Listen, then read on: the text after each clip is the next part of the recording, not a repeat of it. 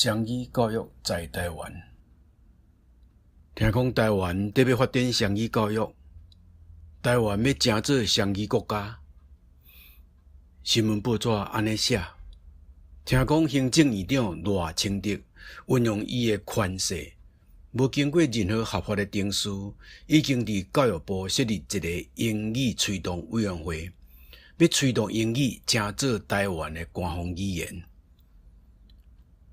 网络嘛传讲，已经要为幼稚园开始实施双语教育啦。最近有真侪假新闻，造成国家真大的困扰。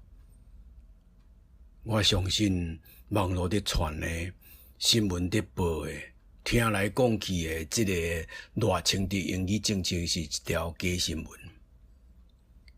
希望咱政府爱出面澄清。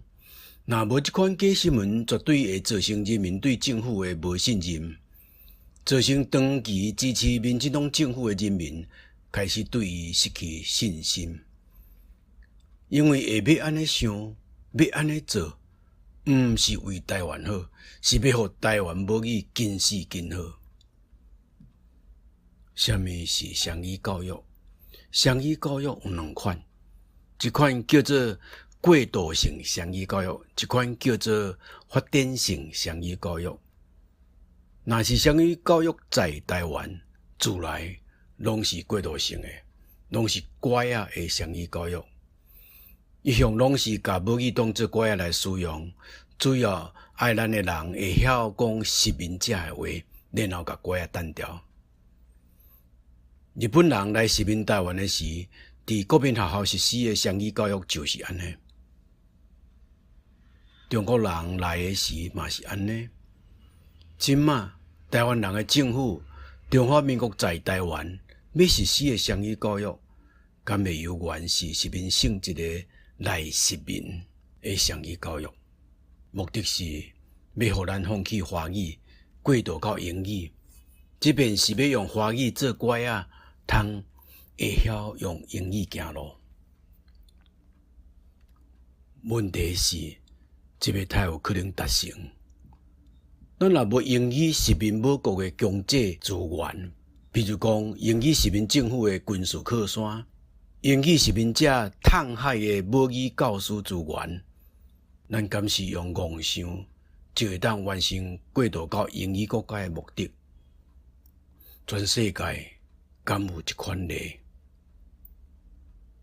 若无，咱敢毋是长期以来就拢非常认真地推行英语教育？国内本来嘛有袂少华英双语的幼稚园，是安怎咱目前台湾的英语能力也毋是真好，甲英语定做官方语言，遮的本地无存在的资源就会雄雄为天顶跌落来。我是一个英语教师出身，目前要伫国外用英语教台语伫生活的人，照讲我应该真支持这款英语政策，但是我无多目睭刻刻，良心放互到遮，毋讲良心话。台湾若真正要实施双语教育，应该实施发展性的双语教育，就是母语甲英语的双语教育。双语拢同时发展，同时学好，母语无成做乖啊！安尼做，咱嘛会成做英语真强的国家，佮保存咱的母语，保存咱的文化，袂成做不孝的子孙。但是真正实施来实名的英语、华语、双语语言政策，咱的母语绝对会加速死亡。